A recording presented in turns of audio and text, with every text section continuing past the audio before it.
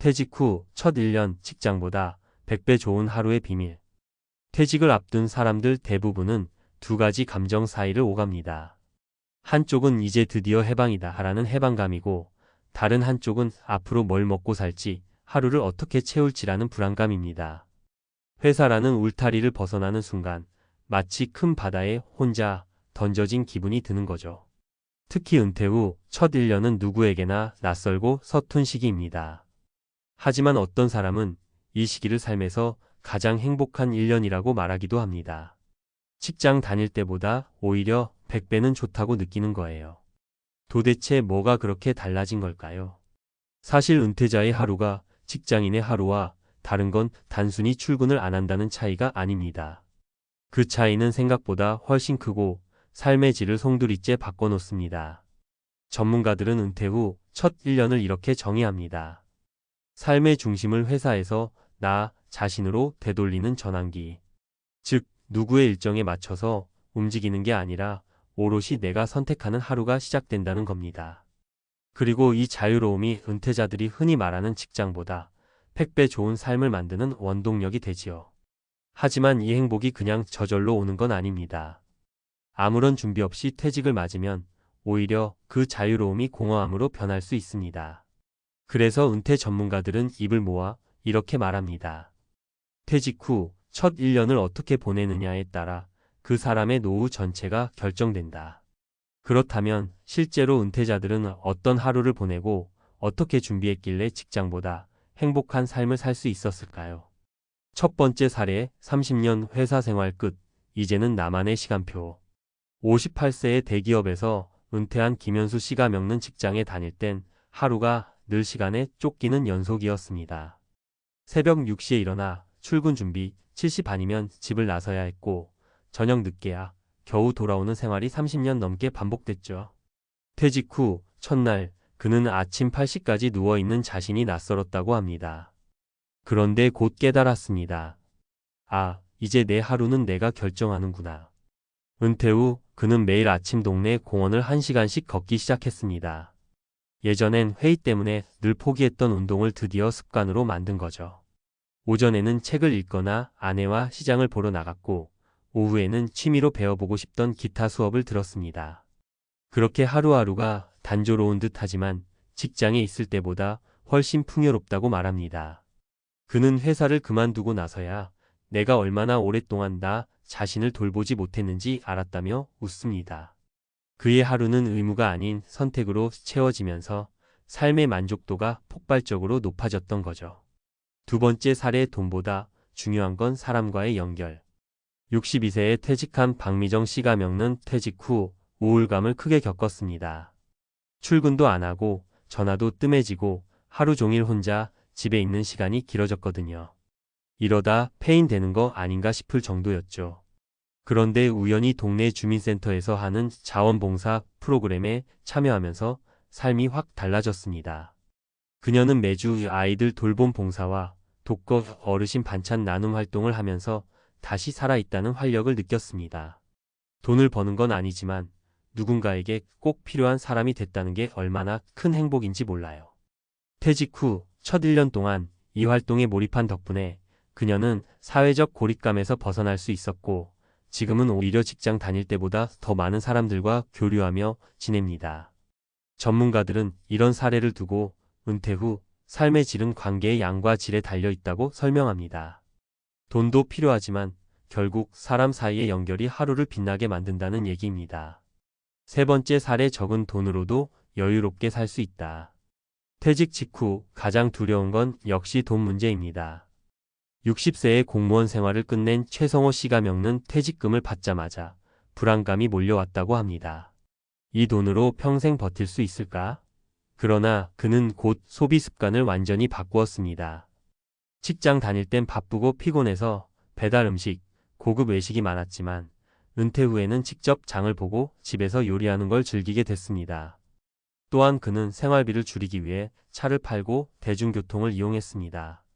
덕분에 매달 고정비가 크게 줄었고 남는 돈으로는 국내 여행을 다니며 새로운 즐거움을 찾았습니다. 그는 예전엔 돈을 벌기 위해 시간을 팔았는데 지금은 적은 돈으로도 시간을 마음껏 누리며 산다며 은퇴 후 삶의 만족도를 전했습니다. 전문가들은 이처럼 소비 패턴을 조정하는 게 은퇴 첫 해 가장 중요한 과제라고 조언합니다. 고정비만 줄여도 심리적 안정이 찾아오고 그 여유가 행복으로 이어지기 때문이죠.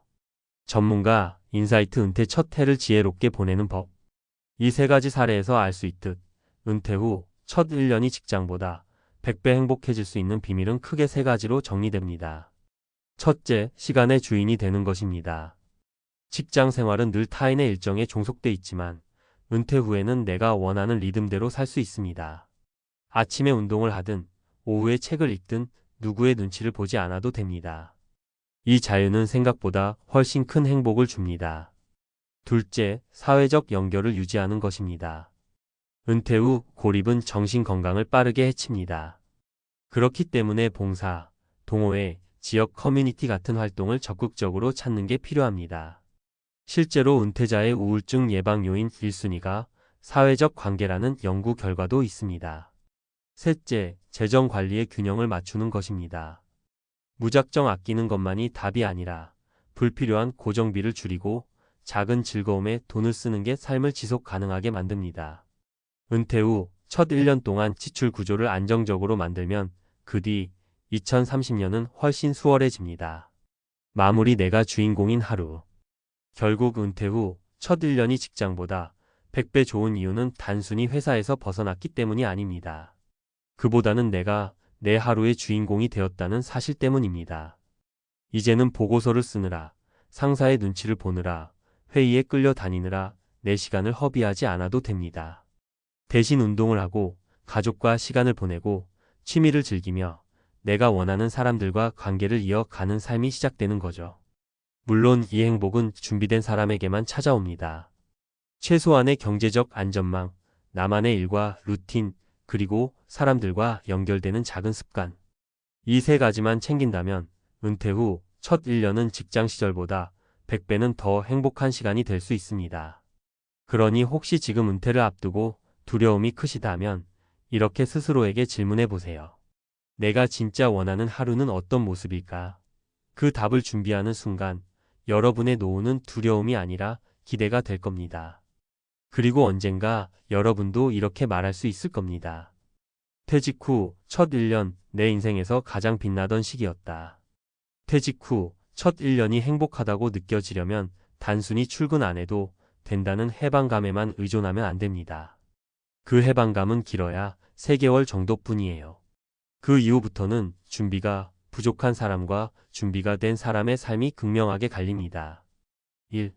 돈 관리 첫 1년은 지출 구조를 다시 짜야 한다. 은퇴 후 가장 흔한 실수는 직장 다닐 때의 소비 습관을 그대로 유지하는 겁니다.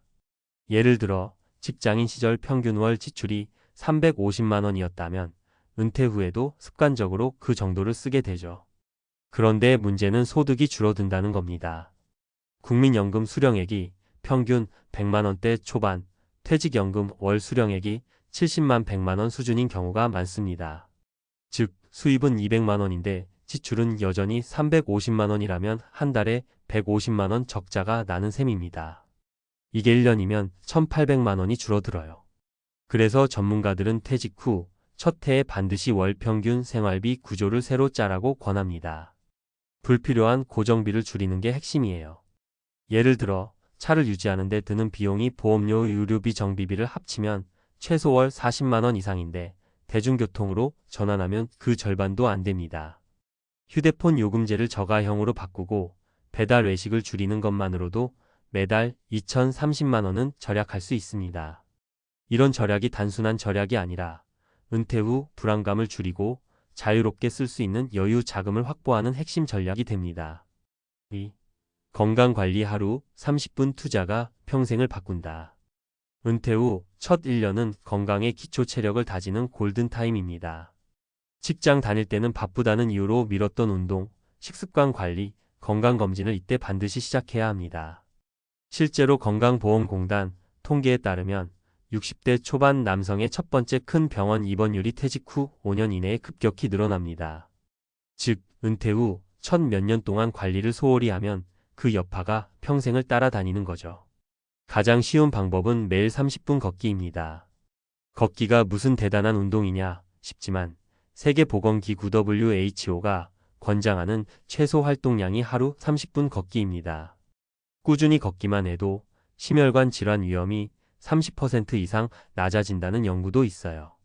또 퇴직 후엔 앉아있는 시간이 길어지기 때문에 일부러라도 몸을 움직여야 건강을 지킬 수 있습니다. 실제로 은퇴 후 걷기를 습관화한 사람들은 돈을 안 쓰고도 하루가 꽉 차는 것 같다는 만족감을 많이 이야기합니다. 3. 관계관리 최소 3곳의 소속감을 만들어라. 많은 은퇴자가 회사 그만두고 나니 하루가 너무 길다고 말합니다. 사실은 길어서가 아니라 소속감이 사라져서 그렇습니다. 직장 시절에는 회사가 자연스럽게 사회적 네트워크 역할을 해줬습니다. 그런데 퇴직 후에는 전화 한 통 안 오는 날이 태반이 되죠. 전문가들은 은퇴 후 반드시 3가지 소속을 가져야 한다고 말합니다. 첫째, 가족과의 관계. 둘째, 동호회 취미 모임. 셋째, 봉사나 지역 커뮤니티. 이 3가지 중 한두 가지라도 없으면 고립감이 빨리 찾아옵니다. 실제로 서울시의 조사에 따르면 60대 남성 중 절반 이상이 퇴직 후 친구 지인과의 만남이 한 달에 1번 이하라고 응답했습니다. 고립은 단순히 외로운 게 아니라 우울증과 치매 위험까지 높입니다. 따라서 은퇴 첫 해에는 일부러라도 새로운 모임에 참여해야 합니다. 예를 들어 자원봉사센터, 문화센터, 취미반, 작은 독서 모임 등은 비용도 거의 들지 않고 관계를 이어갈 수 있는 좋은 수단입니다. 나는 낯을 가려서라는 핑계는 위험합니다. 관계는 기다려서 생기는 게 아니라 찾아가야 생깁니다. 4. 일의 의미 소득이 아니라 역할을 찾자. 많은 사람이 은퇴하면 돈을 벌 수 있는 새로운 일만 고민합니다. 하지만 실제로 중요한 건 돈이 아니라 역할감입니다. 누군가에게 필요한 존재라는 감각이 없으면 하루가 금방 허무해져요. 예를 들어 은퇴 후 작은 파트타임 일을 하는 것도 방법입니다.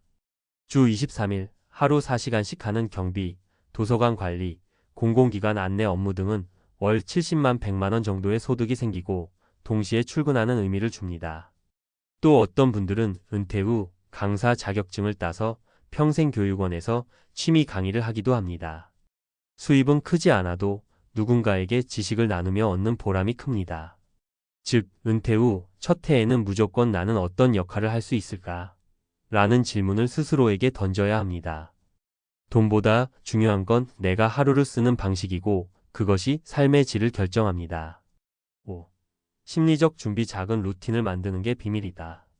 퇴직 후 첫 해에 공통적으로 나타나는 문제 중 하나가 시간이 너무 많아진다는 겁니다. 아침에 일어나도 갈 곳이 없고 할 일이 없어 괜히 TV 앞에만 앉아 있게 되죠. 이게 길어지면 금방 무기력감에 빠집니다. 그래서 전문가들은 작은 루틴을 만들라고 조언합니다. 예를 들어 아침 8시 산책, 9시 아침 식사, 10시 책 읽기, 오후엔 동호회 활동처럼 하루의 기본 뼈대를 세우는 겁니다. 중요한 건 무리하지 않는 계획을 세우는 거예요. 지킬 수 없는 큰 목표보다 작은 습관이 삶을 지탱합니다. 정리퇴직 후 첫 1년을 100배 행복하게 만드는 5가지 키워드. 돈 관리, 수입과 지출의 균형을 맞추고 불필요한 고정비 줄이기. 건강관리, 하루 30분 걷기로 기초 체력 다지기. 관계관리, 가족 취미 봉사 등 최소 3곳의 소속 만들기. 역할 찾기, 돈보다 중요한 건 누군가에게 필요한 존재라는 감각. 루틴 만들기, 작은 습관이 무기력 대신 활력을 준다. 결국 직장보다 100배 좋은 하루의 비밀은 내가 내 삶의 주인이 되는 것입니다. 은퇴 후 첫 해는 그 토대를 다지는 시기예요. 돈, 건강, 관계, 역할, 루틴. 이 5가지만 준비하면 은퇴 후 첫 1년은 누구에게나 인생에서 가장 빛나는 시간이 될 수 있습니다.